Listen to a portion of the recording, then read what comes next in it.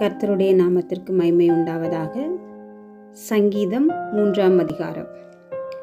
கர்த்தாவே, என் சத்துருக்கள் எவ்வளவாய் பெருகியிருக்கிறார்கள்!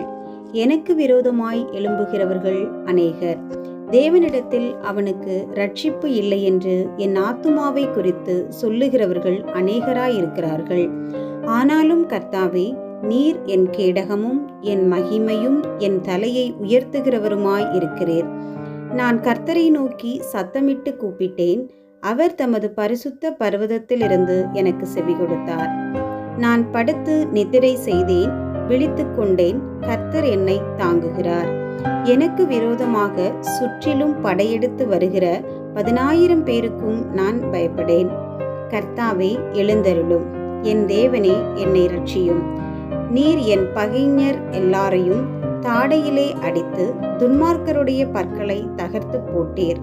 இரட்சிப்பு கர்த்தருடையது. தேவரீருடைய ஆசீர்வாதம் உம்முடைய ஜனத்தின் மேல் இருப்பதாக. ஆமேன்.